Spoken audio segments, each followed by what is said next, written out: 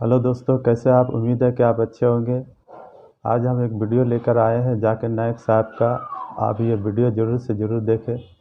और इस है कि इसमें हर हिंदू और मुस्लिम धर्म का दोनों किताब के मुकाबला करते हुए ये बताएंगे कि अगर जो हम लोग अपने आप जैसे कि हिंदू अपना धर्म का जो किताब पढ़ते हैं उनको पढ़कर समझें, और इस मुसलमान अपने धर्म को किताब पढ़कर जो समझें, तो देखते हैं कि हम दोनों मुस्लिम हिंदू दोनों भाई भाई हैं। मगर आपको ये समझना होगा कि इंसानियत किस तरफ बुलाता है। इंसानियत जो किताब में है और जो सही बात है उसको अमल करना ज़रूरी है। ज़रूरी कहना ये है कि आज जो हम आपको वीडियो जो दिखाएंगे वो वीडियो में सारी हिंदुओं को सारी किताब पढ़कर और उसका मुकाबला करते हुए वो बताएंगे कि किस तरीक़ा से हिंदू नाम पढ़ा और कलम पाक के हवाले से किस तरीक़ा से मुसलमान का नाम पढ़ा, और उसका माने मतलब आपको जाकिर नाइक साहब के ज़रिए से ये वीडियो हम आपको दिखा रहे हैं। आप ये वीडियो ज़रूर से ज़रूर देखें और देखकर समझकर मुतमईन होकर देखें और समझे, तो हम लोग हिंदू मुस्लिम दोनों भाई भाई हैं। चलिए, तो दिल थामते हुए आज ये वीडियो देखें ज़रूर से ज़रूर। ये वीडियो आपको पसंद आया होगा तो ज़रूर सब्सक्राइब ज़रूर कर दीजिएगा, शेयर ज़रूर कर दीजिएगा। चलते हैं, ये वीडियो देखें। आपने आज के तकरीर का मौजू है हिंदू धर्म और मजहब इस्लाम में यकसानियत। मैंने इस तकरीर के शुरू में कुरान मजीद की एक आयत सूरे अल इमरान सूरा नंबर 3 आयत नंबर 64 की तिलावत की, जिसमें अल्लाह सुब्हानहू व तआला फरमाते हैं, कुल या अहलल किताब, कहो अहले किताब से, तालो इला कलमतिन सवाइम बैना बैनकुम, आओ उस बात की तरफ जो आप और हम में यकसा है। सबसे पहली बात है अल्लाह नाबुदा इल्लल्लाह, हम सिर्फ अल्लाह सुब्हानहू व तआला, सिर्फ खुदा की इबादत करें। वना नुश्रिका बिही शैय्यन, हम खुदा के साथ किसी और को शरीक न करें। वला यत्तखिज़ बादुना बादन अरबाबन मिन दुनिल्लाह, हम हमारे में से किसी और को खुदा के अलावा किसी को रब न बनाए। मुकाबला करते हुए वो जाकिर नाइक साहब बता रहे हैं, अगर वो मुड़ जाए कैसे फकुर शदू बिअन्ना मुस्लिमून, हम शहादत देते हैं कि हम मुस्लिम हैं और हम कैसे हमारी सारी रजा अल्लाह के हवाले करते हैं। ये कुरान मजीद की आयत कहती है, कुल या अहले किताब, कहो अहले किताब से, यहूद और नसारा से। ये आयत खुसूसन अहले किताब के लिए है, लेकिन आम तौर पे ये कोई भी गैर मुसलमान के लिए इस्तेमाल की जाती है। अल्लाह फरमाते हैं, तालो इला कलमतिन सवाइम बैनना बैनकुम, आओ उस बात की तरफ जो आप और हम में यकसा है। सबसे पहली बात अल्लाह नाबुदा इल्लल्लाह, हम सिर्फ एक खुदा की इबादत करें। कोई भी मजहब, कोई भी धर्म समझने के लिए हमें धर्म के मानने वालों को नहीं देखना चाहिए, क्योंकि अक्सर धर्म के मानने वाले या मजहब के मानने वाले खुद नहीं जानते उनका धर्म या उनका मजहब क्या कह रहा है। सबसे अच्छा और सबसे बेहतरीन तरीका कोई भी धर्म या मजहब को जानने के लिए है कि उस मजहब की किताबों का मुताला कीजिए। इसीलिए अगर हम हिंदू धर्म को जानना चाहते हैं तो हमें हिंदू को नहीं देखना चाहिए, हमें तहकीक करना चाहिए हिंदू धर्म की किताबों का। और सबसे ऊंची, सबसे अहम हिंदू धर्म की किताब है वेद। ये वेद हिंदू धर्म में सबसे अहम किताब है।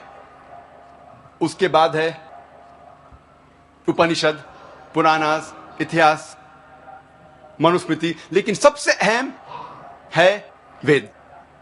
अगर हम मजहब इस्लाम को जानना चाहते हैं तो हमें मुसलमानों को नहीं देखना चाहिए, हमें तहकीक करना चाहिए मजहब इस्लाम के किताबों का।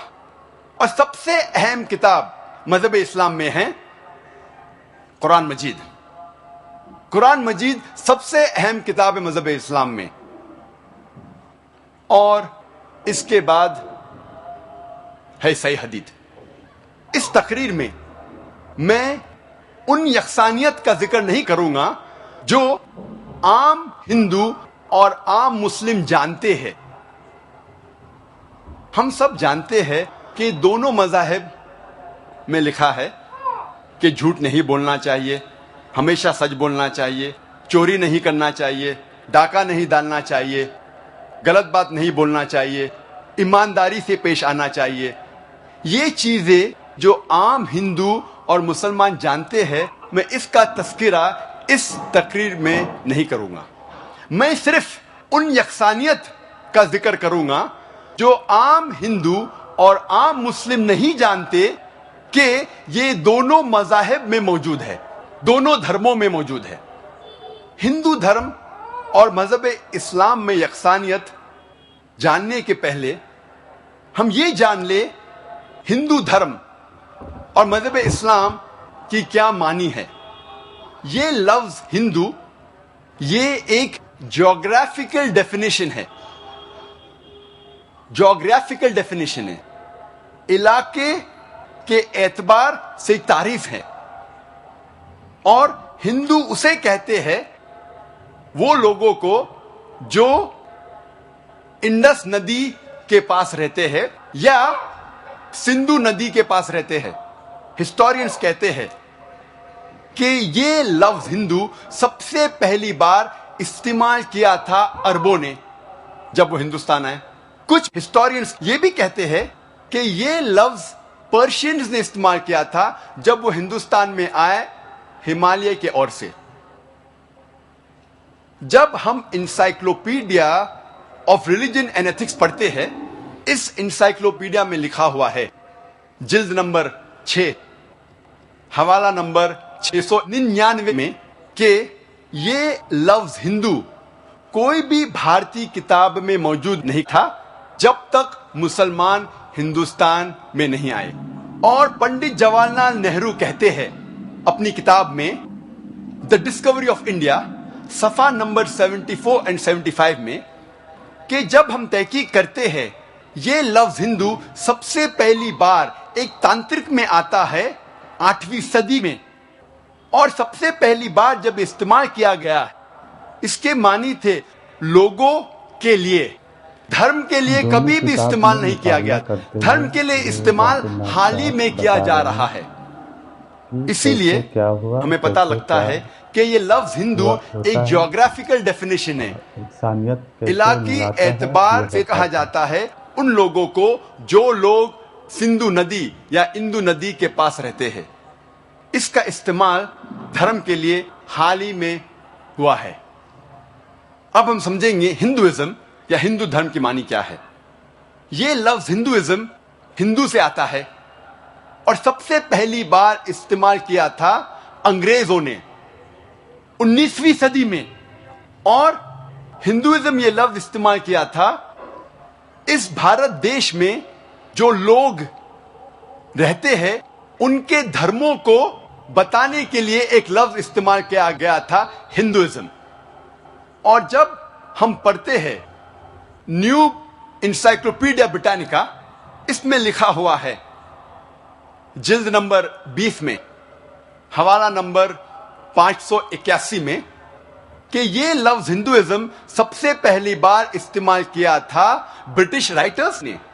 ब्रिटिश राइटर्स, अंग्रेज लेखकों ने इस्तेमाल किया था उन लोगों के लिए जिनका धर्म हिंदुस्तान में, इस भारत में जो लोग रहते हैं उनके धर्मों को, उनके बिलीफ्स को, उनके फेथ्स को, उनके रिलीजन्स को डिस्क्राइब करने के लिए एक लफ्ज इस्तेमाल किया गया था हिंदुइज्म। इसीलिए हिंदू पंडित, हिंदू स्कॉलर्स ये कहते हैं कि ये लफ्ज हिंदुइज्म या हिंदू धर्म एक मिसनोमा है, ये एक गलत लफ्ज है। सही लफ्ज होना चाहिए सनातन धर्म या वैदिक धर्म, क्योंकि वो कहते हैं कि हम वेदा में मानते हैं, और स्वामी विवेकानंदा कहते हैं कि ये लफ्ज हिंदू गलत इस्तेमाल है, होना चाहिए वेदांतिस्ट, क्योंकि स्वामी विवेकानंदा कहते हैं कि हमें मानना चाहिए वेद को, इसलिए सही लफ्ज है वेदांतिस्ट और वैदिक धर्म या सनातन धर्म। अब हम तस्करा करेंगे इस्लाम का। यह लफ्ज इस्लाम आता है सलम से, जिसके मानी है अमन या सलामती। यह लफ्ज इस्लाम सिल्म से भी आता है, जिसके मानी है अपनी रजा अल्लाह के हवाले करना। मुख्तसरन इस्लाम के मानी है सलामती या अमन हासिल करना अपनी रजा अल्लाह के हवाले करने के बाद। और ये लफ्ज इस्लाम कुरान और सही हदीस में कई बार आता है। इसका जिक्र कुरान में सूरह अल इमरान सूरा नंबर 3 आयत नंबर 19 में, और सूरह अल इमरान सूरा नंबर 3 आयत नंबर 85 में। और जो शख्स अपनी रजा अल्लाह के हवाले करता है उसे कहते हैं मुस्लिम। और ये लफ्ज मुस्लिम का जिक्र भी कई बार कुरान मजीद और हदीस में आता है। इसका जिक्र, मुस्लिम लफ्ज का जिक्र सूरह अल इमरान सूरा नंबर 3 आयत नंबर 64 में भी आता है, और सूरह फुसिलत सूरा नंबर 41 आयत नंबर 33 में भी आता है। और लफ्ज इस्लाम का जिक्र आता है सूरह अल इमरान सूरा नंबर 3 आयत नंबर 19 में, और सूरह अल इमरान सूरा नंबर 3 आयत नंबर 85 में। अब हम तस्कीरा करेंगे हिंदू धर्म और मजहब इस्लाम में यकसानियत। हम पहले जिक्र करेंगे हिंदू धर्म और मजहब इस्लाम के ईमान के अरकान की यकसानियत के बारे में। अल्लाह सुब्हानहू व तआला फरमाते हैं सूरह बकरा में सूरा नंबर 2 आयत नंबर 177 में, नेकी यही नहीं है कि आप अपना मुंह मशरिक या मगरिब की तरफ मोड़ो।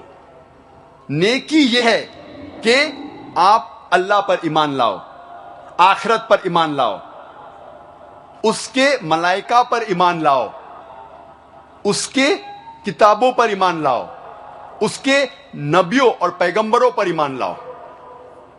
जिक्र आता है सही मुस्लिम में जिल्द नंबर 1 किताबुल ईमान में पाठ नंबर 2 हदीस नंबर 6 में, एक शख्स मोहम्मद सल्लल्लाहु अलैहि वसल्लम के पास आते हैं और उनसे पूछते हैं ईमान क्या है। अल्लाह के रसूल फरमाते हैं ईमान वो है कि आप अल्लाह सुब्हानहू व तआला पर ईमान लाओ, उनके मलाइका पर ईमान लाओ, किताबों पर ईमान लाओ, पैगंबरों पर ईमान लाओ, कैसे क्या उनके मिलने पर ईमान लाओ, आखिरत पर ईमान लाओ, और कदर तकदीर पर ईमान लाओ। हमें पता लगता है कि इस्लाम में ईमान के 6 अरकान हैं। पहला रुकन है अल्लाह पर ईमान लाना, दूसरा उसके मलाइका पर ईमान लाना, तीसरा उसके किताबों पर ईमान लाना, चौथा उसके पैगंबरों पर ईमान लाना, पांचवा आखिरत पर ईमान लाना, और छठा कदर तकदीर पर ईमान लाना। अब हम तस्करा करेंगे हिंदू धर्म और इस्लाम में ईमान के रुकन में यकसानियत। सबसे पहला है खुदा पर यकीन लाना। हम तस्करा करेंगे हिंदू धर्म में खुदा का तसव्वुर क्या है। जब हम कोई आम हिंदू से पूछते हैं आप कितने खुदाओं में मानते हैं, कुछ कहेंगे 3 खुदा, कुछ कहेंगे 10, कुछ कहेंगे 100, कुछ कहेंगे 1000 और कुछ कहेंगे 33 करोड़।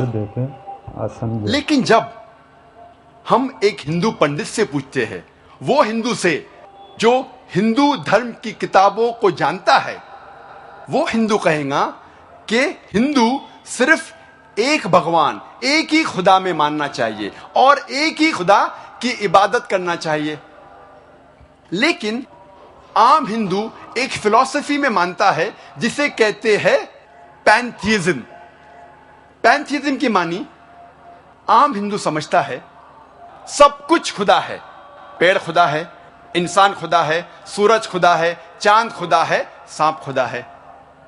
हम मुसलमान समझते हैं कि सब कुछ खुदा का है। पेड़ खुदा का है, इंसान खुदा का है, सूरज खुदा का है, चांद खुदा का है, सांप खुदा का है। अहम फर्क हिंदू और मुसलमान में है। आम हिंदू कहते हैं सब कुछ खुदा है, हम मुसलमान कहते हैं सब कुछ खुदा का है। सिर्फ एक अहम फर्क है का। अगर हम इस का के फर्क को मिटा लेंगे तो हिंदू और मुस्लिम एक हो जाएंगे। कैसे करना चाहिए? जिस तरीके से कुरान में लिखा हुआ है, सूरह अल इमरान में सूरा नंबर 3 आयत नंबर 64 में, तालो इला कलमतिन सवाइम बैना बैनकुम, आओ हम उस बात की तरफ जो आप और हम में यकसा है। सबसे पहली बात है अल्लाह नाबुदा इल्लल्लाह, हम सिर्फ एक ही खुदा की इबादत करें। अब हम तस्किरा करेंगे हिंदू मजहब, हिंदू धर्म की किताबें क्या कहती है खुदा के बारे में। एक अहम किताब हिंदू मजहब की है उपनिषद। यह है उपनिषद। जब हम उपनिषद पढ़ते हैं, लिखा हुआ है छंदोग्य उपनिषद में पाठ नंबर 6 भाग नंबर 2 श्लोका नंबर 1 में एकम एविदित्यम, ये संस्कृत श्लोक है जिसके मानी है भगवान एक ही है, दूसरा नहीं है। लिखा हुआ है श्वेता श्वेतारोपनिषद में पाठ नंबर 6 श्लोका नंबर 9 में नाचस्य कसिज जनिता न चदीपा, जिसके मानी है उस भगवान, उस खुदा का कोई भी रब नहीं है। उस खुदा, उस भगवान का कोई भी वालिदैन नहीं है। ना पिता है, ना माता है, ना बाप है, ना मां है, कोई भी रखवाला नहीं है। लिखा हुआ है श्वेता श्वेतारोपनिषद में पाठ नंबर 4 में श्लोक नंबर 19 में न तस्य प्रतिमा अस्ति, उस भगवान, उस खुदा की कोई भी प्रतिमा नहीं है। प्रतिमा की मानी अक्स, स्टैच्यू, स्कल्पचर, फोटोग्राफ, पेंटिंग, ये सब प्रतिमा की मानी है। उस भगवान, उस खुदा का कोई भी प्रतिमा नहीं है। ना कोई तस्वीर है, ना कोई स्कल्पचर है, ना कोई स्टैच्यू है, ना कोई बुद्ध है, ना कोई पेंटिंग है। लिखा हुआ है भगवत गीता में, जो सबसे ज्यादा पढ़ी जाने वाली किताब है। भगवत गीता में भगवान का तस्वुर है। पाठ नंबर 7 में श्लोका नंबर 20 में दोनों किताब में all those whose intelligence has been stolen by material desires they worship demigods। जो पैसे के पीछे भागता है होता है वो गलत खुदाओं की पूजा करता है। ये बताते हैं। और कुछ तर्जुमा भगवत गीता में लिखा हुआ है कि जो आदमी पैसे के पीछे भागता है वो बुत परस्ती करता है। भगवत गीता में लिखा हुआ है पाठ नंबर 10 में श्लोका नंबर 3 में, मैं भगवान पैदा नहीं हुआ हूं, मेरी शुरुआत नहीं है, मैं सारे आलमों का रब हूं। और सबसे अहम किताब हिंदू धर्म में है वेद। जब हम वेद पढ़ते हैं, यजुर्वेद में लिखा हुआ है पाठ नंबर 32 मंत्र नंबर 3 में न तस्य प्रतिमा अस्ति, उस भगवान, उस खुदा की कोई भी प्रतिमा नहीं है, कोई भी बुत नहीं है, कोई भी अक्स नहीं है, कोई भी स्टैच्यू नहीं है, स्कल्पचर नहीं है, फोटोग्राफ नहीं है, पेंटिंग नहीं है। जिक्र है यजुर्वेद में पाठ नंबर 40 मंत्र नंबर 9 में अंधात्म प्रविशंति या असंभूति मुपास्ते। ये संस्कृत श्लोक है जिसके मानी है अंधात्म अंधकार में, प्रविशंति दाखिल हो रहे हैं। जो लोग असंभूति की पूजा करते, असंभूति की माने नेचुरल थिंग्स, कुदरती चीजें, हवा, पानी, आग। यजुर्वेद में लिखा हुआ है अंधकार में दाखिल हो रहे हैं वो लोग जो कुदरती चीजों की इबादत करते हैं, पूछते हैं, जैसे कि हवा, पानी, आग।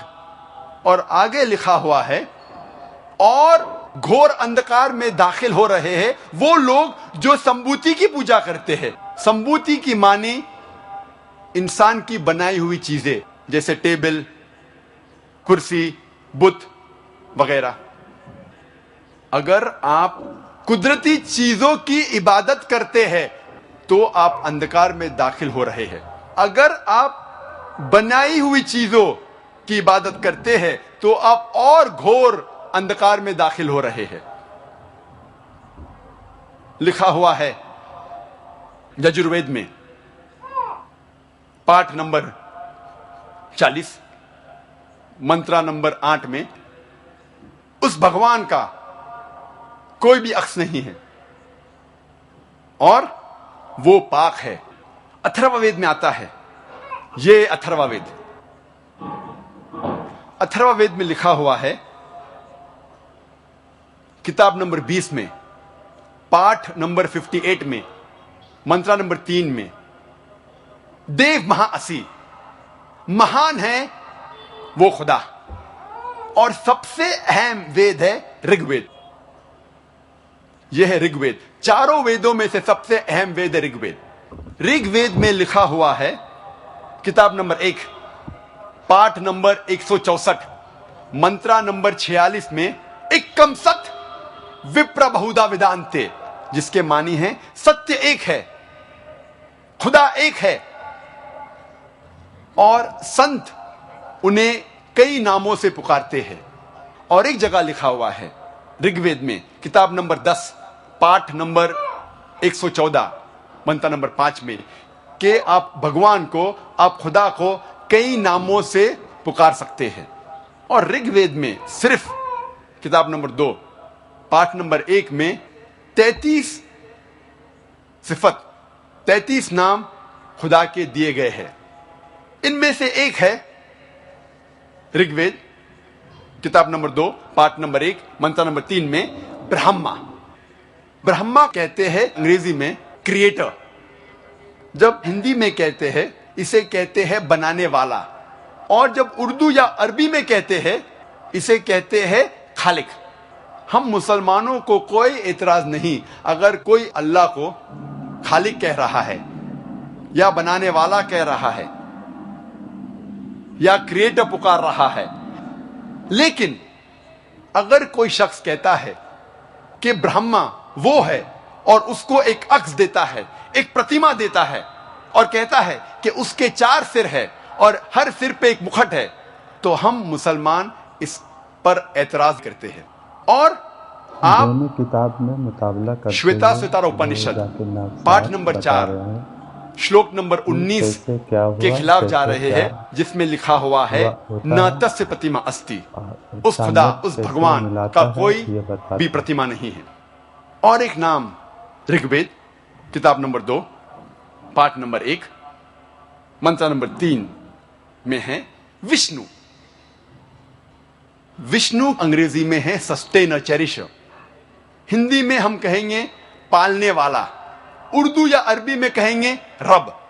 हम मुसलमानों को कोई एतराज नहीं अगर कोई कहता है कि अल्लाह रब है या पालने वाला है या चेरिश या सस्टेनर है। लेकिन अगर कोई शख्स विष्णु को कोई अक्स देता है, कोई प्रतिमा देता है और कहता है कि विष्णु वो खुदा है जिसके 4 हाथ है, एक हाथ में है चक्रा, दूसरे हाथ में है शंख, और वो पानी पे जा रहा है सांप के ऊपर या हवा में उड़ रहा है गरुड़ा पे, हम मुसलमान इस पर एतराज करते हैं। और आप यजुर्वेद पाठ नंबर 32 मंत्रा नंबर 3 के खिलाफ जा रहे हैं जिसमें लिखा हुआ है न तस्य प्रतिमा अस्ति, उस खुदा उस भगवान की कोई भी प्रतिमा नहीं है। ऋग्वेद में लिखा हुआ है, वीडियो देखें और समझें। किताब नंबर 8 पाठ नंबर 1 मंत्र नंबर 1 में मां चिदन यदि संसद, भगवान एक ही है, सिर्फ उसकी पूजा करो, सिर्फ उसकी तारीफ करो। ऋग्वेद में लिखा हुआ है किताब नंबर 6 भाग नंबर 45 मंत्र नंबर 16 में, या एक इतमुष्टि ही, एक ही खुदा है, एक ही भगवान है, उसकी सिर्फ तारीफ करो, सिर्फ उसकी पूजा करो। और हिंदू धर्म में बुनियादी उसूल, फंडामेंटल क्रीड है, एकम ब्रह्म द्योत्या नास्ते नेहना नास्ते किंचन, भगवान एक ही है, दूसरा नहीं है, नहीं है, नहीं है, जरा भी नहीं है। There is only one God, not a second one, not at all, not at all, not in the least bit. जब हम हिंदू धर्म की किताबों का मुताला करते हैं, हमें पता लगता है हिंदू धर्म में खुदा भगवान का सही तस्वुर। अब हम तस्किरा करेंगे मजहब इस्लाम में खुदा का तस्वुर, अल्लाह का तस्वुर। और सबसे बेहतरीन जवाब कोई भी मुसलमान आपको दे सकता है, वो है, आपको कहेगा सूरह इखलास के बारे में, सूरा नंबर 112 आयत नंबर 1 से 4, जहां अल्लाह सुब्हानहू व तआला फरमाते कुल हुवल्लाहु अहद, कहो कि अल्लाह एक है, अल्लाह समद, अल्लाह बेनियाज है, लम यलिद वलम युलद, ना वो किसी को जनता है ना किसी से जना है, वलम यकुल लहु कुफुवन अहद, उसके जैसा कोई नहीं है। ये 4 आयतों जो सूरह इखलास की है, सूरा नंबर 112 आयत नंबर 1 से 4, ये अल्लाह सुब्हानहू व तआला की तारीफ है। इसे मैं कहता हूं द टचस्टोन ऑफ थियोलॉजी। थियो मीन्स गॉड, खुदा, लॉजी मीन्स स्टडी, जिसके मानी है स्टडी ऑफ गॉड, खुदा की स्टडी। ये टचस्टोन है थियोलॉजी का। टचस्टोन उर्दू में मैं कहूंगा तलिस्मा।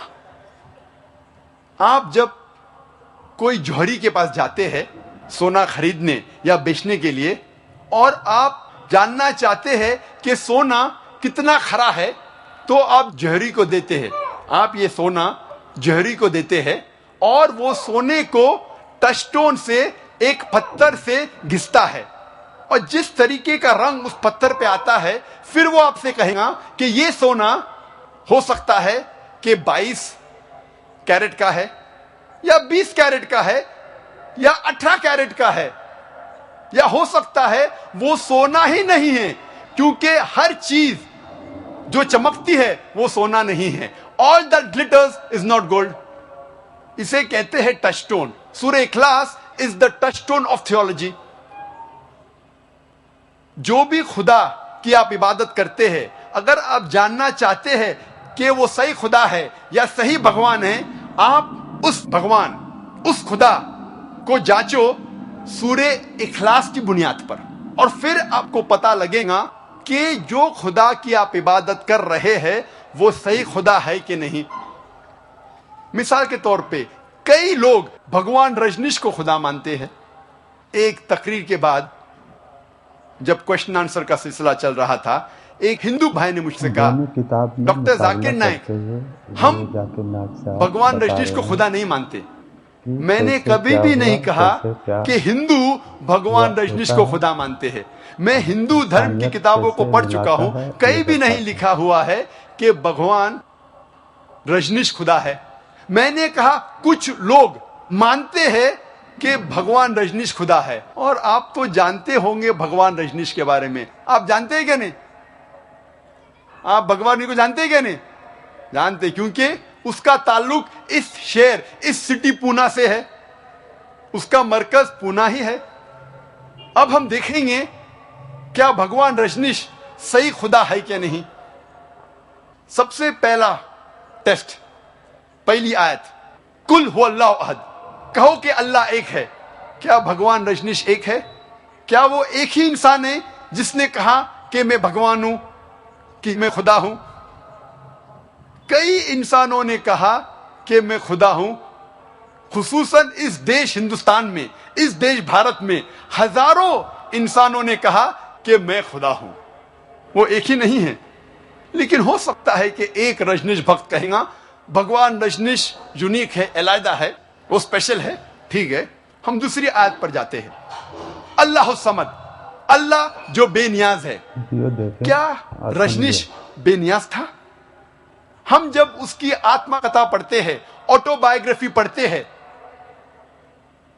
इस ऑटोबायोग्राफी में लिखा हुआ है कि भगवान रजनीश को डायबिटीज की बीमारी थी, अस्थमा की बीमारी थी, रीढ़ की हड्डी की बीमारी थी।